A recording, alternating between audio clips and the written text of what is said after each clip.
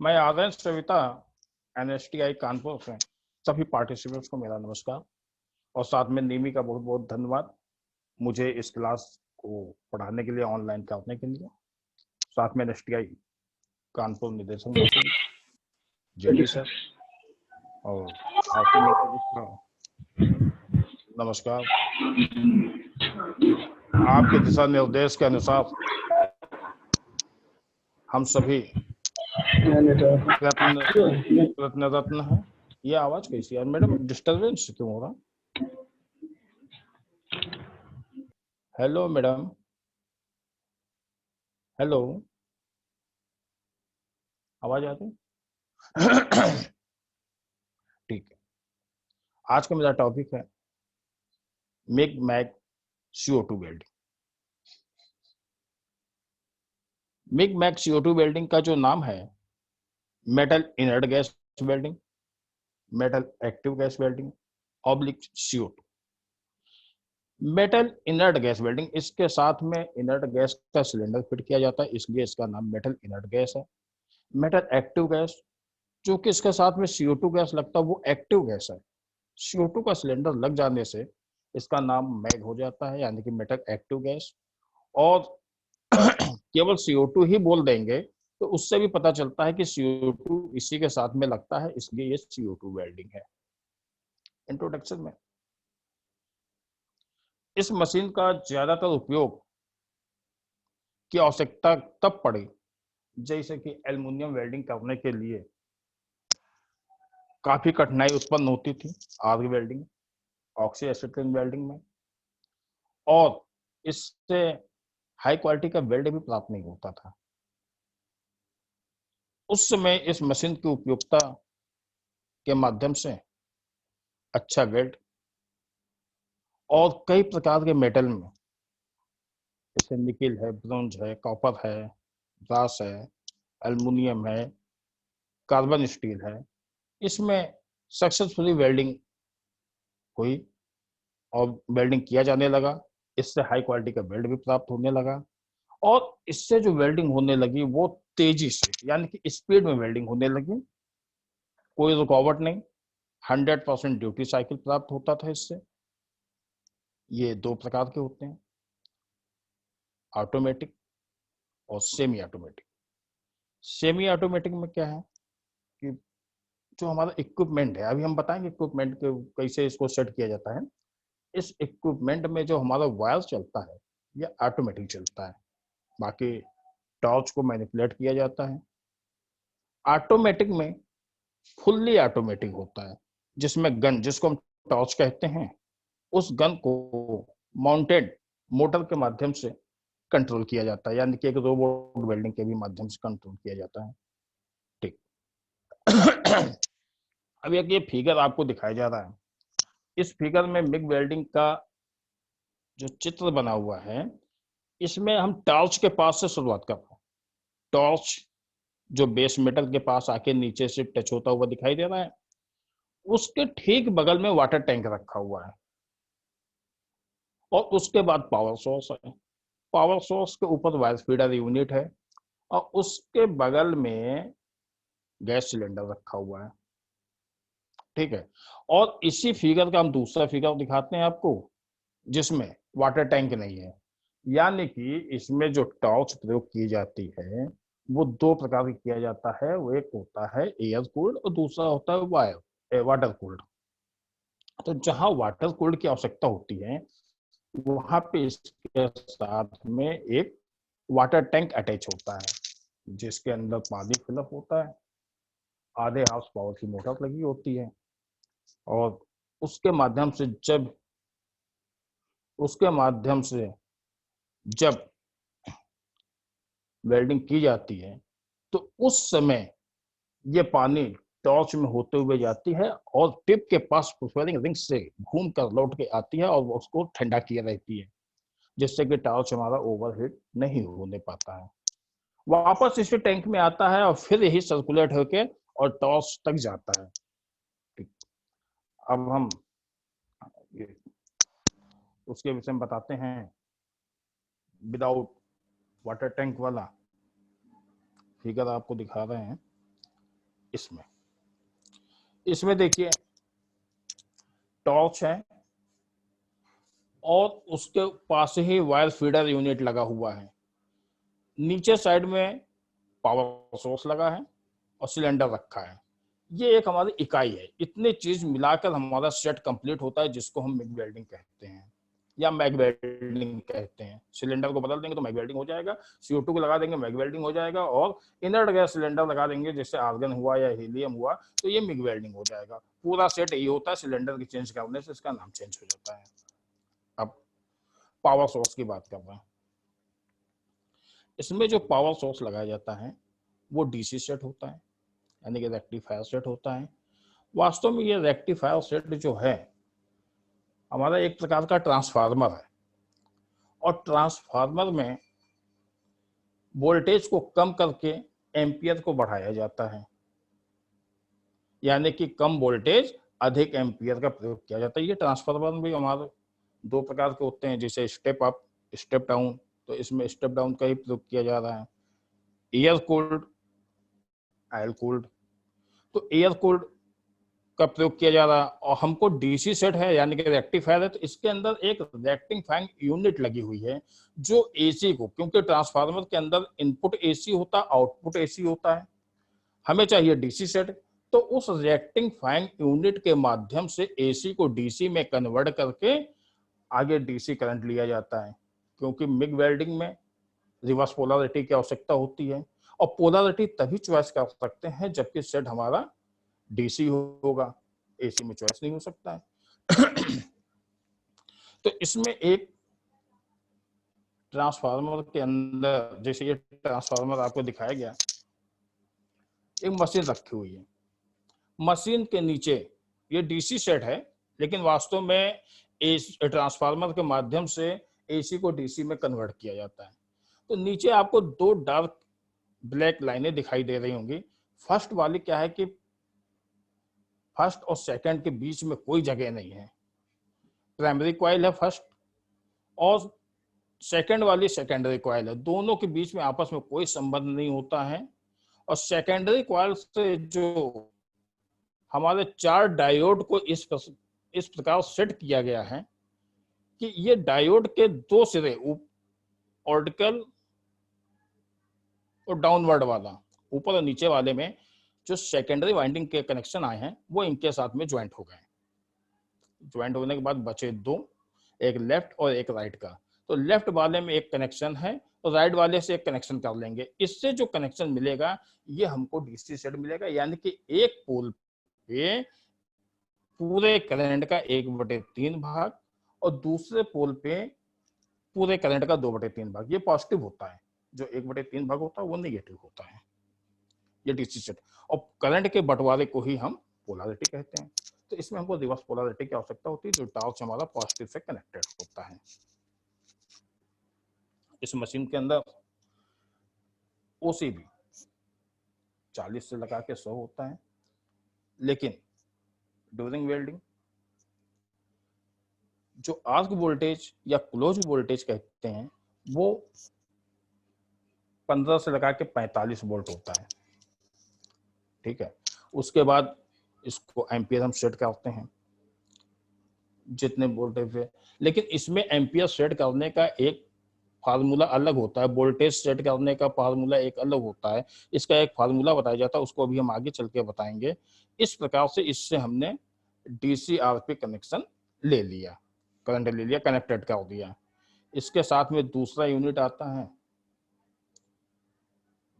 ये जो हमने अभी डायोड दिखाया था, 4 डायोड लगे हैं। वो डायोड इस प्रकार से बना है, एक एल्युमिनियम या स्टील की प्लेट होती है जिसमें निकेल बिस्मिथ की प्लेटिंग की जाती है, और ये पॉजिटिव चार्ज होता है। इसके बाद से स्प्रे सिलेनियम और सिलिकॉन का इस पे स्प्रे किया जाता है। लास्ट में कैडमियम, बिस्मिथ और टिन की एक कोटिंग की जाती है। ये 1 वे वाल्व होता है, यानी कि एक तरफ से करंट आ सकता है लेकिन वापस नहीं जा सकता है।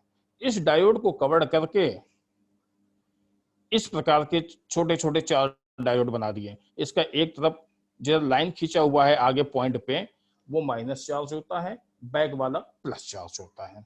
तो इस डायोड के माध्यम से हम एसी को डीसी बना रहे थे। ये वही एक डायोड आपको दिखाया गया है। इसके बाद wire feeder unit. Wire feeder unit का बहुत बड़ा रोल है इसके साथ में, इस मशीन के साथ में।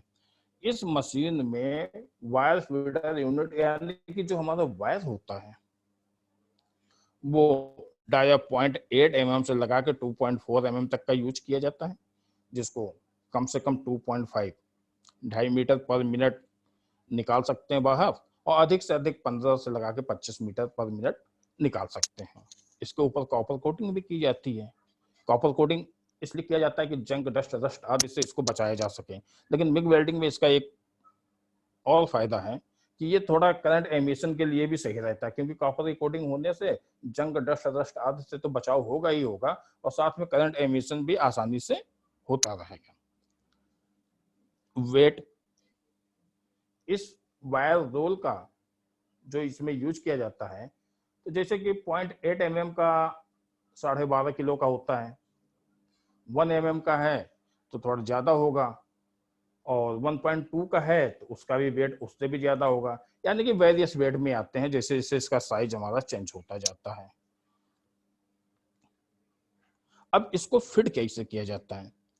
जो वायर फीडर में एक साथ में पीछे बैक साइड में इसके अटैचमेंट है। अभी ये जो वायर फीडर का इंटरनल पार्ट्स आपको दिखाया जा रहा है, ये इंटरनल पार्ट्स इसलिए दिखाया जा रहा है क्योंकि इसके अंदर gas inlet, water inlet, water outlet और वायर को टॉर्च के अंदर ले जाने के लिए जो कनेक्शन है वो आपको इसमें दिखाया गया। इसी में एक मोटर भी लगा हुआ है जो 6 से लगा के 24 वोल्ट का होता है। एक वायर को आगे भेजने के लिए ड्राइव रोलर लगा हुआ है। वो ड्राइव रोलर क्या करता है कि वायर को लेकर और रोलर के माध्यम से टिप तक वायर को पहुंचाता है। ये इसका इंटरनल भाग आपको दिखाया गया है। इसके बाद ये आपका वायर फीडर है, जिसमें एक रोलर आपको दिखाई दे रहा होगा, वायर रोल, वो सीधे जाता है आपका ड्राइव रोलर में, जिसमें जिस साइज का वायर होता है उसी साइज का रोलर ले लेते हैं। जैसे सपोज कीजिए 0.8 का है या 1.2 mm का हमारा वायर है, तो उसी साइज का वायर हो ड्राइव रोलर होगा, और इस रोलर के ऊपर एक प्लेन रोलर होगा जो उसको प्रेस किए रहेगा। ये सिंगल भी होता है, डबल भी होता है, डबल टाइप का भी होता है, और इसको प्रेस करके कस देते हैं। उसके बाद से ये वायर निकल के टॉर्च में जाता है। साथ में इसी के साथ में गैस का कनेक्शन भी होता है, लीड का भी कनेक्शन होता है, जो लीड को करंट दिया जाता है, और इस मोटर को चलाने के लिए जो कनेक्शन दिया जाता है, और टॉर्च को मैनिपुलेट करने के लिए, ऑन ऑफ करने के लिए जो कनेक्शन दिया जाता है, इसी रेक्टिफायर से निकलकर वायर फीडर में करंट जाता है। और जो इसका नेगेटिव पॉइंट होता है, जिसको हम अर्थिंग कहते हैं, वो वेल्डिंग बूथ में जाकर कनेक्टेड हो जाता है। पॉजिटिव निकलकर वायर फीडर में कनेक्टेड होता है। वायर फीडर के माध्यम से हमारे टॉर्च को लीड से कनेक्टेड होते हुए टिप तक करंट पहुंचता है। इतनी ये चीज है। और जो इसका मोटर लगा होता है वो 6 से लगा के 24 वोल्ट का मोटर होता है। इसके साथ में एक गियर अटैच होता है। उस गियर के माध्यम से इस रोलर को चलाते हैं। जब ये रोलर चलता है तो वायर को प्रेस करके खींचता है, ढकेलता है आगे की तरफ, और वो वायर होते हुए सीधे टिप पे जाता है। जो इसमें टॉर्च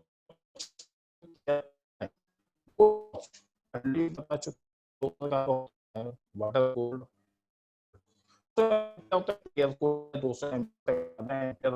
तो वाटर होती है।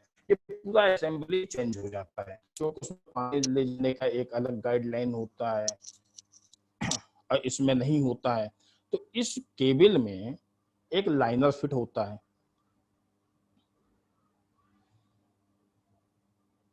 इस केबल में एक लाइनर फिट होता है। वो लाइनर क्या होता है, जैसे स्प्रिंग जैसा होता है। इसके अंदर से वायर होकर तब जाता है, टिप तक पहुंचता है। और इसके किनारे किनारे आप देख रहे होंगे वायर है। यानी कि इसको हॉलो टाइप का भी लीड कहते हैं, हॉलो टाइप लीड कहते हैं, केबल कहते हैं, जिसके अंदर एक लाइनर अटैच होता है। इस लाइनर से ही वायर हमारा होके जाता है और केबल ये कनेक्टेड हो जाता है एम्पियर से, जिसको इसके माध्यम से करंट दिया जाता है। साथ में एक आप देख रहे होंगे छोटा सा पाइप है, जिसके अंदर से वायर जाता है, जो हमारे ऑन ऑफ टाइगर को कंट्रोल किया रहता है। गैस भी इसी के अंदर से ही जाती है, जो लाइनर है, और इस लाइनर के अंदर से जाता है। जाने के बाद से ये टाइप ये जो है टिप तक पहुंचता है। लेकिन एक चीज और है, ये हमारा एमएस का, जैसे कि सॉलिड वायर है, फ्लक्स कोड वायर है, इसके लिए तो ये एमएस का लाइनर सही है।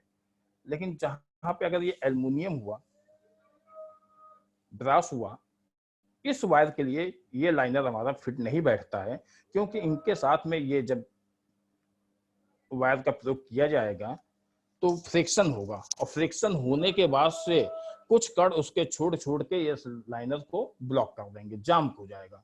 जब ये जाम हो जाएगा तो आगे वायर को जाने में काफी दिक्कत होगी, यानी कि वायर हमारा फंसेगा, रुक रुक के जाएगा। तो उसके लिए क्या होता है कि नायलॉन का लाइनर प्रयोग किया जाता है, इसी के अंदर फिट होता है। वो पूरी केबल ही एक अलग आती है जिसके अंदर लाइनर फिट होता है नायलॉन का, उस केबल को लेके अटैच करते हैं, यानी कि नायलॉन टाइप के लाइनर केबल को प्रयोग किया जाता है, जिसमें एल्युमिनियम, ब्रास, सॉफ्ट मेटल के वायर को ले जाते हैं। तो उनके साथ स्लिप खा के वो चलता है, फ्रिक्शन होने पे कोई भी उसको वायर को नुकसान नहीं होता और ब्लॉकेज होने की भी कोई संभावना नहीं होती है। इस प्रकार इस वायर का प्रयोग कर लेते हैं।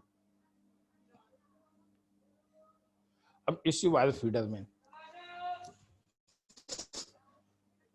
गैस जाएगा, वायर जाएगा, टॉर्च के लिए लीड जाएगा, और इस कनेक्शन के लिए, इसको चलाने के लिए, मैनिपुलेट करने के लिए जो कनेक्शन होता है वो हमारे इसी रेक्टिफायर सेट से ही मिलेगा।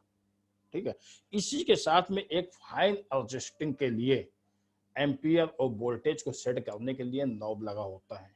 ये दो नॉब इसी वायर फीडर के साथ में अटैच होते हैं, जिससे फाइन वोल्टेज, फाइन एम्पियर हम सेट कर सकते हैं। अब आते हैं टॉर्च पे। जो केबल के साथ में हमारा टॉर्च अटैचमेंट था, नीचे ये आपको टाइगर दिखाई दे रहा है, जब इसको हम दाबते हैं तो वायर फीडर चालू हो जाता है और वहां से वायर निकलने लगता है। लेकिन इस वायर फीडर के अंदर लगे सोलेनॉइड वाल्व जो होता है, ये गैस के लिए होता है, वाटर के लिए होता है। ये सोलेनॉइड वाल्व क्या होता है कि टाइगर को दबाते ही करंट को बाद में सप्लाई करता है, और पहले गैस सप्लाई कर देता है, पहले पानी सप्लाई करता है, और बंद करने पे भी बाद में करंट पहले बंद होता है, और गैस की सप्लाई, वाटर सप्लाई, अगर वाटर टाइप का हम टॉर्च यूज कर रहे हैं, वाटर टाइप का ये क्या नाम है, वायर फीडर यूज कर रहे हैं तब, अगर नहीं कर रहे वाटर टाइप का तो गैस का है तो पहले और बाद में गैस करेगा, यानी करंट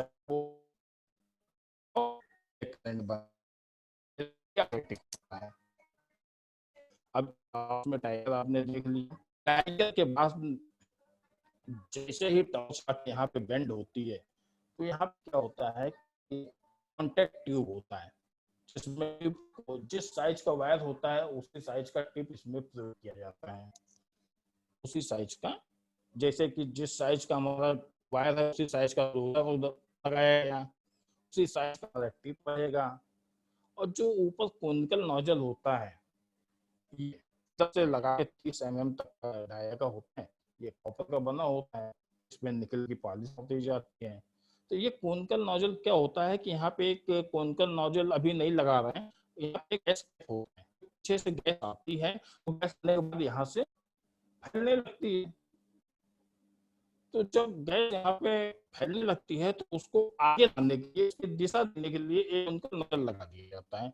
ये नोजल क्या है कि गैस की गति आगे की तरफ आती है, और इस गैस को जहाँ पे हम वेल्डिंग करते हैं वहां पे आके छा जाती है, इसलिए कौन कौन नोजल का प्रयोग किया जाता है।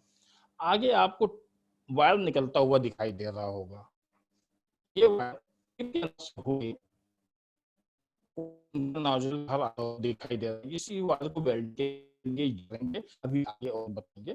तो बता रहे हैं, तो ये जो गन है हमसे 2 प्रकार की होती है और अच्छा, ये टॉर्च बैंड है। अधिकांश आपने देखा होगा कि जैसे कि गैस वेल्डिंग वगैरह हम करते हैं तो उसमें नोजल 120 डिग्री पे बेंड होता है, लेकिन ये 50 डिग्री पे बेंड है। लाइट ड्यूटी भी होती है, हैवी ड्यूटी टॉर्च होती है। केबल आपने देख लिया। अब इसके साथ में लगता है सिलेंडर। गैस के सिलेंडर की आवश्यकता क्यों पड़ती है? गैस सिलेंडर की आवश्यकता इसलिए पड़ती है कि जब SMAW की वेल्डिंग हम कर रहे होते हैं, शील्डिंग मेटल आर्क वेल्डिंग की, तो उसमें स्टिक इलेक्ट्रोड का प्रयोग किया जाता है।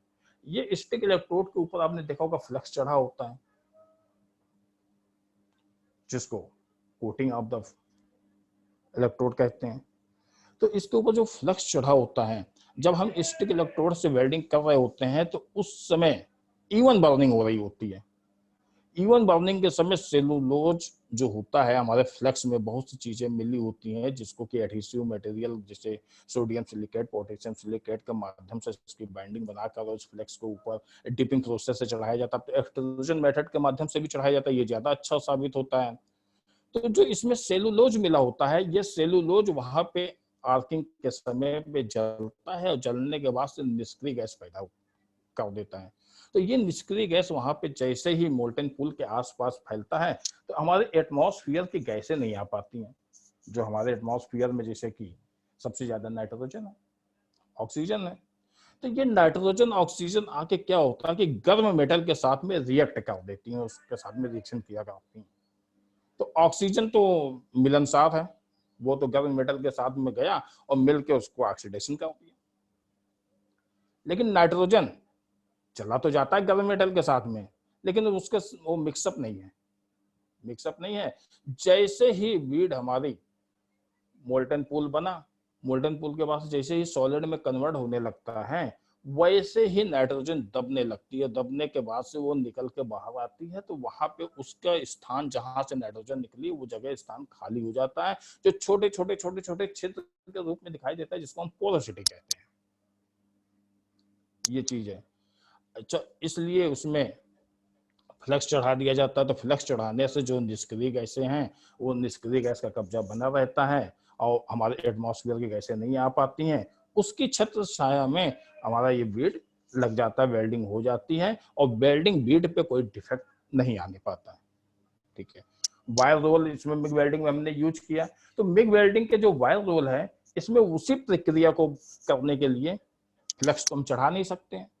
अगर फ्लक्स मान लीजिए चढ़ा भी दिया किसी तरीके से, तो ये लाइनर के अंदर से होके जाएगा, इलेक्ट्रोड लीड टॉर्च के अंदर, केबल के अंदर से, लाइनर के अंदर से ये रगड़ खाते हुए जाएगा, वहां छूट जाएगा, टिप में फंसेगा, यानी कि संभव नहीं है। लेकिन हमको एक चीज जरूरत है कि वेल्डिंग करते समय हमारे एटमॉस्फेयर की गैस वहां पर उपलब्ध नहीं होनी चाहिए, निष्क्रिय गैस के अंदर वेल्डिंग होनी चाहिए। तो इसके लिए लगाया गया एक सिलेंडर, और वो सिलेंडर होता है इनर्ट गैस का सिलेंडर, जैसे आर्गन है, हीलियम है। तो ये आर्गन गैस जो होती है ये निष्क्रिय गैस होती है। तो इस गैस के माध्यम से मतलब कि टिप तक गैस को पहुंचाया जाता है और इसी के अंतर्गत वेल्डिंग होती है। ये रक्षा कवच का काम करता है, ऊपर छा जाता है और इसके अंतर्गत वेल्डिंग होती है। जैसे ही बीड को आगे लेके चलते हैं, पीछे सॉलिड में कन्वर्ट हो जाता है। बीड पे कोई भी असर नहीं आता है, क्योंकि हमारे एटमॉस्फेयर की कोई भी ऑक्सीजन, नाइट्रोजन, जो भी गैसें हैं उसके साथ में आकर रिएक्ट क्रिया नहीं कर पाती। अच्छा, अब सिलेंडर, ये तो इसलिए सिलेंडर लगाया कि इसका ये प्रयोग होता है। सिलेंडर को साथ में रेगुलेटर लगाएंगे। रेगुलेटर लगाने के लिए सबसे पहले सिलेंडर को हम क्रैक कर लेंगे, यानी कि जो हाई फोर्स ब्रांच वाल्व होता है उसको स्पेंडल के माध्यम से, उसके अंदर एक स्पेंडल लगा होता है, स्पेंडल की के माध्यम से उस स्पेंडल को खोलते हैं, 1/4 खोलते हैं। प्रेशर के साथ में गैस निकलती है। तो जो इसके अंदर का जो थ्रेड होता है, उस थ्रेड पे धूल, डस्ट आदि कोई भी जमा हो तो उस प्रेशर के साथ में वो निकल जाता है। सडनली उसको बंद कर लिया। बंद करने के बाद से अब रेगुलेटर में का जो विंग नट होता है, इसमें दाहिने हाथ की चूड़ियां होती हैं, इसको सावधानी पूर्वक टेफ्लॉन टेप के माध्यम से कस देते हैं कि वहां पे कोई लीकेज वगैरह ना हो। अगर लीकेज होता है तो साबुन के घोल से इसको चेक कर लेते हैं, फिर टाइट कर लेते हैं। तो इस रेगुलेटर के माध्यम से फिर इसके बाद लगा देते हैं फ्लोमीटर। गैस का प्रेशर सेट कर लिया, 0.15 kg पर सेमी स्क्वायर का प्रेशर सेट किया, इसके बाद से फ्लोमीटर लगा दिया। अगर हमारा CO2 का सिलेंडर यूज कर रहे हैं तो वहां पे प्री हीटर की आवश्यकता पड़ेगी। क्यों? क्योंकि CO2 उच्च दाब से निम्न दाब में जब आता है तो वो आइस में कन्वर्ट होने लगता है। रेगुलेटर भी इसीलिए लगाया गया है, क्योंकि रेगुलेटर की आवश्यकता क्या है, ये रेगुलेटर जो है उच्च दाब की गैस को निम्न दाब में परिवर्तित करने का एक प्रकार का साधन यंत्र है। क्योंकि डायरेक्ट सिलेंडर से गैस लेके हम काम नहीं कर सकते, वेल्डिंग नहीं कर सकते, कहीं भी उसको यूज नहीं कर सकते, क्योंकि उसका प्रेशर बहुत ज्यादा होता है। जैसे ऑक्सीजन का जैसे सिलेंडर ले ले तो 120 से लगा के 150 kg पर सेमी स्क्वायर का प्रेशर होता है। उसको उतने प्रेशर को रिड्यूस करने के लिए हमको लगाना पड़ता है एक इक्विपमेंट जिसको कहते हैं प्रेशर रेगुलेटर, आर्गन रेगुलेटर। ये गैस के नाम से जाना जाता है, ऑक्सीजन रेगुलेटर, आर्गन, जो गैस हम जहां यूज कर, लेकिन यहाँ पे हम आर्गन का यूज कर रहे हैं इसलिए आर्गन रेगुलेटर का प्रयोग करेंगे। और फ्लोमीटर के हिसाब से 7 से 8 लीटर गैस प्रयोग में लाई जाती है। इस गैस को इतना ही लेंगे और लेने के बाद अगर फिलेट वेल्ड कर रहे हैं तो 8 से 10 लीटर गैस यूज कर लेंगे। इस गैस को ले जाएंगे और ले जाने के बाद मतलब ले जाके कनेक्शन कर लेंगे जो हमारे सोलेनोइड वाल्व से होते हुए टैप्स तक जाती है। तो ये रहा हमारा सिलेंडर। प्रीहीटर, इस प्रीहीटर को अगर हम CO2 का सिलेंडर प्रयोग कर रहे हैं तो प्रीहीटर की आवश्यकता है, और ये प्रीहीटर 110 वोल्टेज पे चलता है। इसको भी करंट इसी रेक्टिफायर सेट से ही दिया जाता है। आगे चलते हैं। फ्लोमीटर, ये फ्लोमीटर रेगुलेटर के साथ ही अटैच होता है। इससे हम लीटर में गैस ले रहे होते हैं, क्योंकि गैस जब भी कंज्यूम होता है उसको मापते हैं तो उसको लीटर में, गैस की अवस्था में लीटर में लिया जाता है। 7 से 8 लीटर गैस प्रयोग किया जाता है। अब जैसे कि एक हम बताया, लोग कहते हैं कि भाई इसमें सिलेंडर में इतनी गैस लेंगे तो गैस सिलेंडर ही खाली हो जाएगा, इतनी गैस कंज्यूम होती है। जैसे हम एक ऑक्सीजन की बात कर रहे हैं कि 1 लीटर ऑक्सीजन 8 से 60 लीटर गैस प्रोड्यूस करती है। अगर उसको वेट में लेते हैं तो 1 kg liquid oxygen 750 litre gas produce करती है। तो अप्रोक्सीमेटली हमारा आर्गन भी ऐसे ही है। तो 7 से 8 लीटर गैस लेंगे तो उसको 8 लीटर गैस आती है, इसको मल्टीप्लाई कर देंगे तो काफी मात्रा में हमारी गैस मिलती है। इतनी जल्दी खत्म नहीं होती, इसलिए इसको लीटर में लेते हैं और लीटर में कंज्यूम करके दिखाते हैं। ये फ्लोमीटर का यूज इसलिए किया जाता है कि कितनी गैस हम कंज्यूम कर रहे हैं। अब रही बात वेल्डिंग के समय की बात, जब हम वेल्डिंग करने के लिए पहुंचते हैं तो जो हमारा टॉर्च था, उस टॉर्च के ऊपर जो कोनिकल नोजल लगाया गया, कोनिकल नोजल से जो वायर बाहर निकलता है और बेस मेटल तक जाता है। बेस मेटल में जब आर्क बनता है, आर्क बनने के बाद से जिसका इसका एंड जो है गर्म होके एक ड्रॉपलेट ऐसा दिखाई देता है जो मेल्ट हो जाता है। उसके पीछे जो है सॉलिड वायर होता है, यानी कि नोजल से लगाकर और सॉलिड वायर जितना बाहर निकला हुआ है वो जो एक्चुअल दूरी होती है वही हमारा स्टिक आउट होता है। स्टिक आउट होता है। ये स्टिक आउट 6 से 13 का होता है, 16 से 19 mm होता है और 13 से 25 mm होता है। तो जहाँ पे अभी ट्रांसफर होगा तो उसमें बताएंगे कि किस प्रकार से इसको लेके चलते हैं। अभी ये स्टिक आउट के विषय में इतना देखिए कि ये जो दूरी मेंटेन की जाती है टिप के बाहर जितना निकला है, इसमें मोल्टन पूल के ऊपर का हिस्सा आपको दिखाया जा रहा है कि वहां से लगा के और कोनिकल नोजल के बीच की जो डिस्टेंस है वो एक्चुअल स्टिक आउट होती है। इसको ज्यादा रखेंगे तो लहराएगा, आपका बीड स्पेटर्स ज्यादा आएंगे, बीड भी तिरछा बनेगा, मतलब सही नहीं, सीधी स्ट्रेट में एक स्ट्रेट बीड नहीं बन पाएगा, आगे पीछे अगल बगल दाएं बाएं ऐसे घूमता रहेगा, कंट्रोल करना भी मुश्किल हो जाएगा। यहाँ पे दिखाते हैं ये CO2 वेल्डिंग। जब वेल्डिंग हो रही है उस समय कॉन्टेक्ट टिप आपने देखा, नोजल भी देखा, इसका एक क्रॉस सेक्शन बना हुआ है, अंदर से गैस आ रही है और गैस आकर यहाँ पर छा गई है, जो एक आपको क्लाउड ऐसा दिखाई दे रहा है, ये गैस है, यहाँ पे गैस छा गई और गैस के अंदर ये मोल्टन पूल बना हुआ है, वेल्ड पूल जिसको कहते हैं, मोल्टन पूल कहते हैं, फ्यूजन एरिया कहते हैं, पटल कहते हैं, इतने नाम से जानते हैं, पिघला हुआ मेटल है यहाँ पे। तो ये पिघला हुआ मेटल जो है इस निष्क्रिय गैस के अंदर है, यहाँ पे एटमॉस्फेयर की कोई भी गैस नहीं आ पाएगी जो इसको रिएक्ट करें।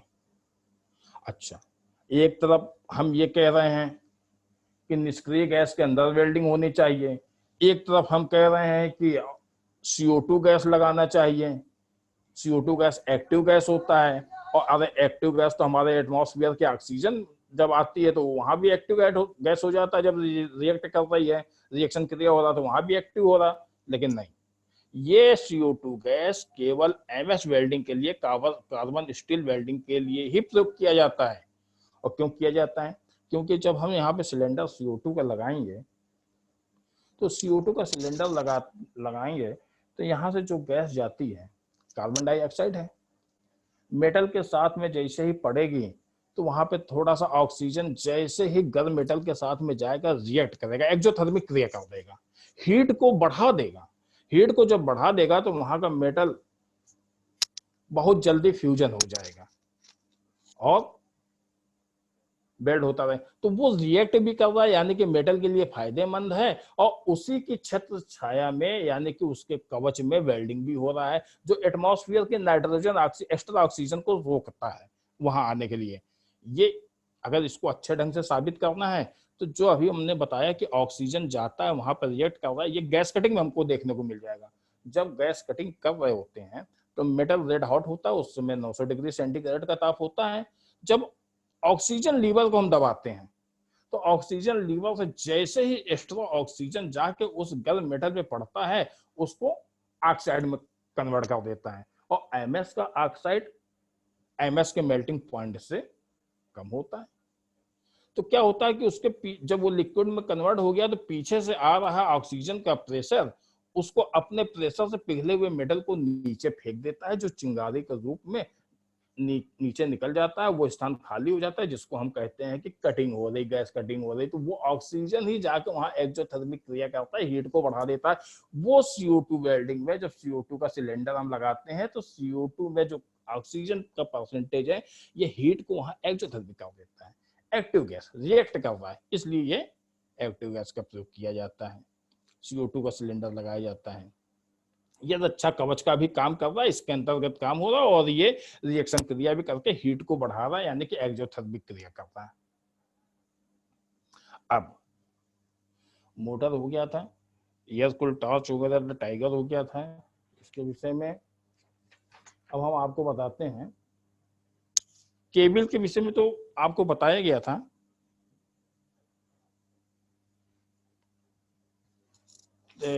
केबल की जो लंबाई होती है लगभग 3 मीटर के आसपास होती है, हालो टाइप का होता है, इसके अंदर लाइनर होता है, नायलॉन टाइप का होता है सब। ये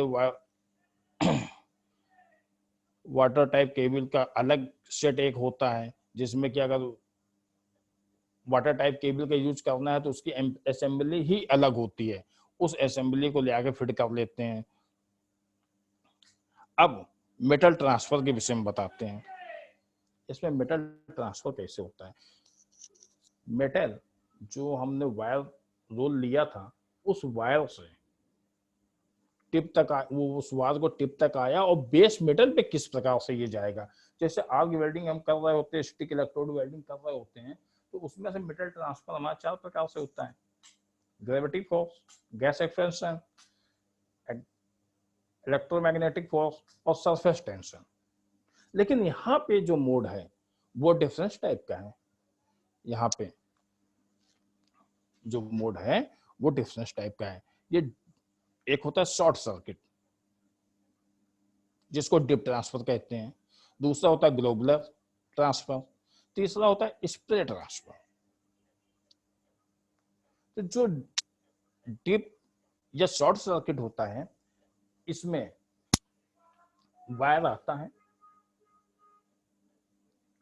और मोल्टन पुल में टच हो जाता है। जो मोल्टन पुल बेस मेटल पे जाके बनता है उसमें टचिंग पॉइंट बना रहता है, तो उसको कहते हैं शॉर्ट सर्किट। या मोल्टन पुल में वो जैसे ही टच होता है तो उसमें डिप हो जाता है, तो उसको हम कहते हैं डिप ट्रांसफर। दोनों एक ही चीज है।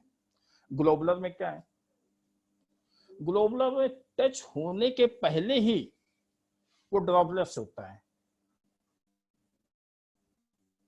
वहां हो जाता है, यानी जिस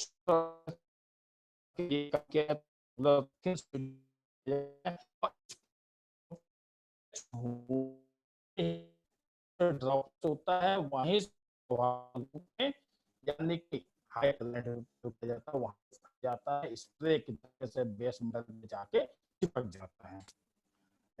जैसे ही बेस मेटल पे गया जाके फ्रीज हो जाता है, बीड में कन्वर्ट हो जाता है। इस प्रकार से 3 प्रकार का ट्रांसफर होता है। अभी ये जो वायर फीडर हमने बताया था, वायर फीडर में वायर की स्पीड कम ज्यादा करने के लिए भी एक नॉब लगी होती है।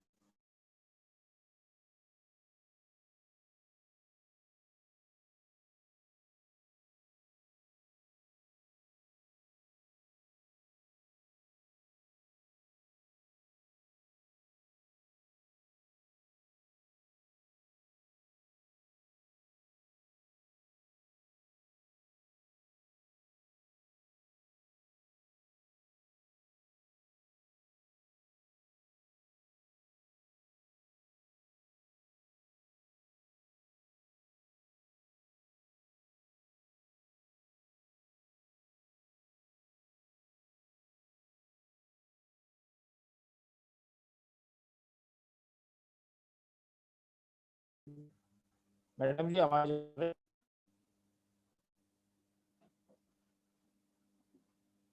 आ रही मैडम जी?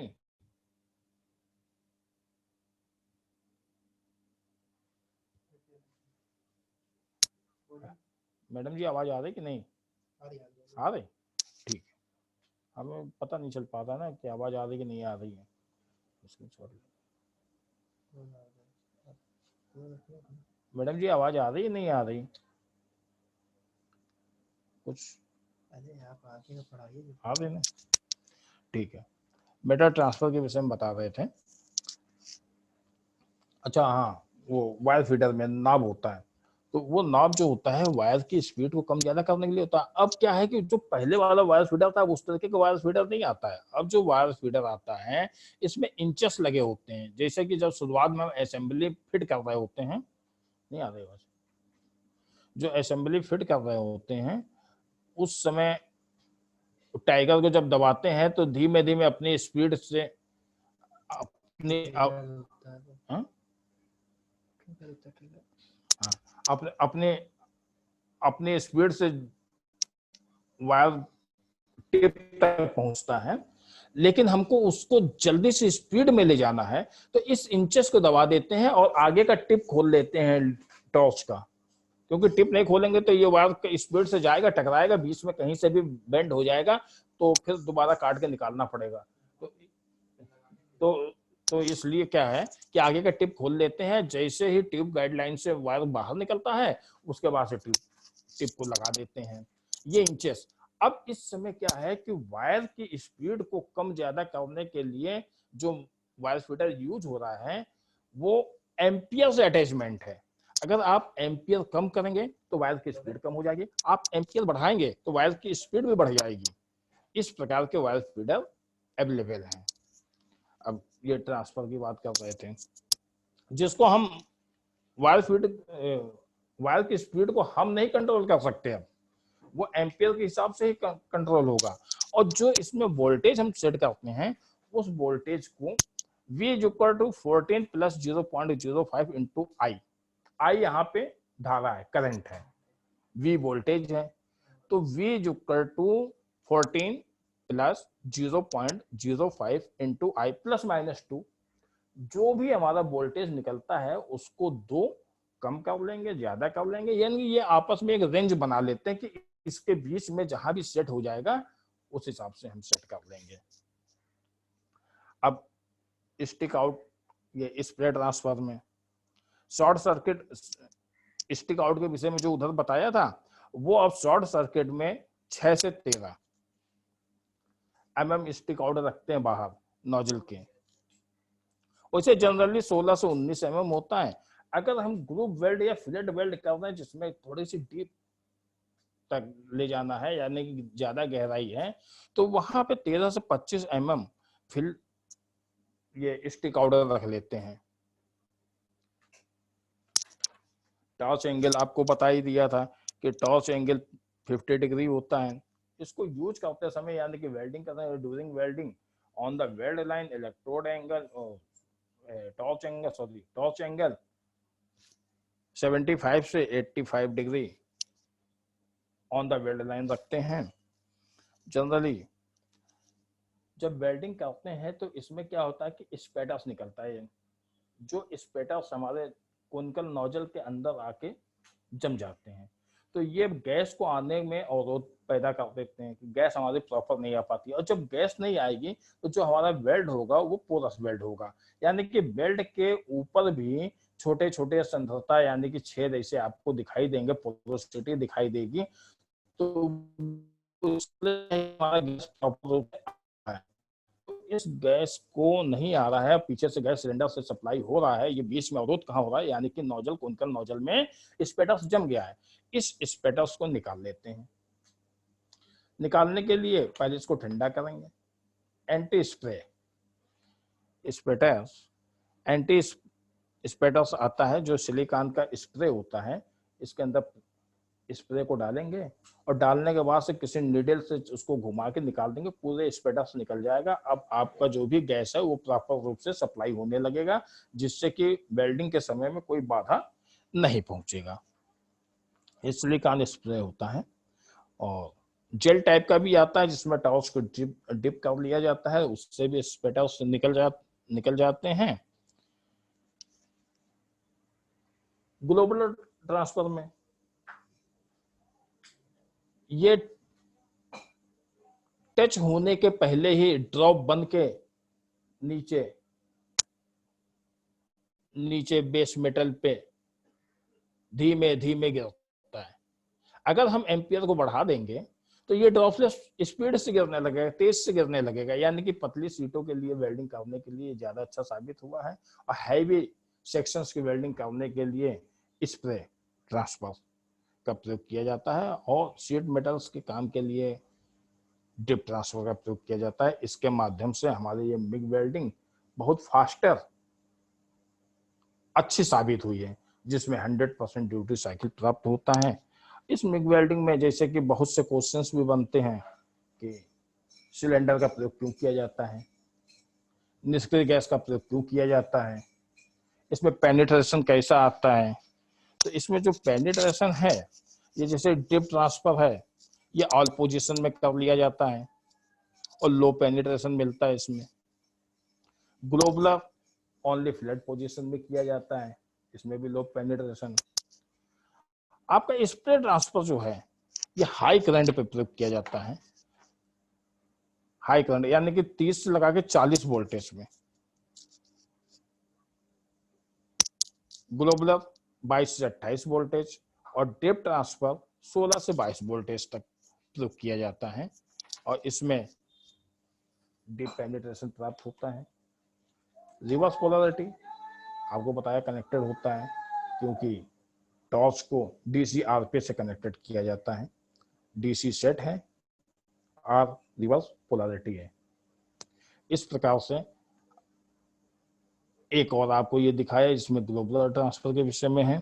जो क्वेश्चंस बनते हैं अभी हम आपको बता रहे थे कि सबसे पहले कि मिग वेल्डिंग में जो वायर यूज किया जाता है वो क्यों किया जाता है, कंटिन्यू फीडिंग के लिए किया जाता है, वही हमारा एडिशनल मेटल है। अच्छा, एक चीज और है, ये जो वायर फीडर यूनिट हम बता रहे थे, उस समय एक चीज छूट रही थी, जो वायर को आगे ले जाने के लिए जो किया जाता है, वो वायर रोलर जो होता है उसका प्रयोग कर रहे थे। ये क्या होता है कि जो वायर फीडर में ड्राइव रोलर लगा हुआ है, ये पुश टाइप का होता है, यानी कि वायर को लेता है और आगे ढकेलता है। जब आगे ढकेलता है तो इसके माध्यम से वायर जो है वो टिप तक पहुंचती है। पुश सिस्टम, ये ये वहां प्रयोग किया जाता है सिस्टम, जो जहां पे टॉर्च की लंबाई 1 से लगा के 3 मीटर तक होती है। और ये सॉलिड वायर और फ्लेक्स कोड वायर के लिए, दोनों के लिए प्रयोग किया जाता है। एक पुल सिस्टम होता है, पुश सिस्टम। अब आ गया पुल सिस्टम। पुल सिस्टम में क्या होता है कि जैसे कि हम एल्युमिनियम का वायर है, अगर पुश सिस्टम के माध्यम से ले जाएंगे, यहाँ से फेंकेगा तो, लेकिन आगे टिप तक नहीं पहुंचेगा, क्योंकि सॉफ्ट होता है, मुलायम होता है, बीच में ही जाके बेंड हो जाएगा, तो नहीं। इसमें पुल सिस्टम, ये जो पुल सिस्टम का मोटर होता है, ये टॉर्च में ही आगे लगा होता है, टॉर्च के पास ही लगा होता है, जो वहां से ये वायर को खींचता है। तो जब किसी चीज, जैसे रस्सी को अगर मान लीजिए कोई एक रस्सी है, उसको हम पीछे से ढकेलेंगे तो वो आगे बेंड हो जाएगी, सीधा नहीं जाएगी। अगर हार्ड वायर है, यहाँ से ढकेलेंगे तो चला जाएगा। और रस्सी को आगे से जब खींचेंगे तो वो सीधा खींचता चला, वही एल्युमिनियम वायर के साथ में है। तो वहां जो टॉर्च, वो असेंबली ही अलग होती है उस टॉर्च की, उस केबल की असेंबली अलग होती है, उसमें मोटर फिट होता है, और वो मोटर आगे से खींचता है वायर को, जिसको हम पुल सिस्टम के माध्यम से कहते हैं। एक होता है पुश पुल सिस्टम, वो पीछे से ढकेलता भी है वायर फीडर के माध्यम से, और टॉर्च के पास लगा वो वहां से खींचता भी है। ये कंटिन्यू बनाने के लिए थोड़ी लंबी लीड होती है, उस लीड में हमारा वायर की गति को निर्धारित ठीक से करने के लिए, कंटिन्यू फीडिंग के लिए प्रयोग की जाती है। एक होता है पुश पुश सिस्टम। इस पुश पुश सिस्टम में क्या होता है कि बहुत लंबी लीड होती है, लगभग 28 मीटर की। इसमें वायर को 2 जगह से कंट्रोल करके आगे भेजा जाता है, ताकि वायर की गति में कोई अवरोध ना आने पाए, और ये गति सही ढंग से चलती रहे, हमारा वायर बीच में कहीं रुके नहीं, उसकी फीडिंग कंटिन्यू होती रहे। इस प्रकार से इस pull system, push system, pull system, push pull system और पुश पुश सिस्टम का प्रयोग किया जाता है, और जो टावर्स के माध्यम से फीडिंग होता है। अब ये भी पूछ देते हैं कि क्वेश्चन जैसे बनते हैं, अभी बताया था कि गैस का प्रयोग क्यों किया जाता है। गैस का मेन प्रयोग जो होता है वो इसके रक्षा कवच के लिए किया जाता है, शील्डिंग के लिए किया जाता है, जिसके अंतर्गत हमारा आर्ग बनता है। तो ठीक है भाई, आर्ग बनता है तो फिर CO2 का प्रयोग क्यों किया जाता है।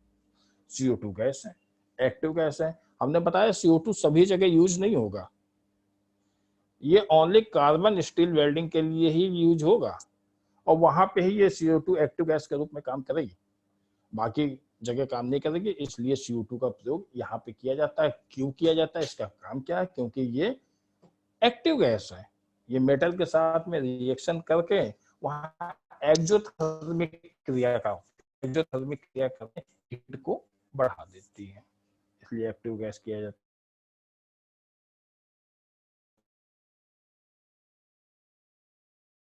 है।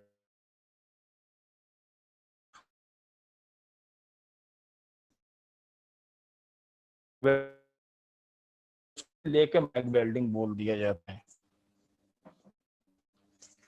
इसके बाद मोटर विषय में, वायर कूल के विषय में बता चुके हैं, वाटर कूल टास्क के विषय में बता चुके हैं। ये सोलनॉइड वाल्व डिफरेंट चीज है, हमारी वेल्डिंग चालू होने से जैसे गैस को चलता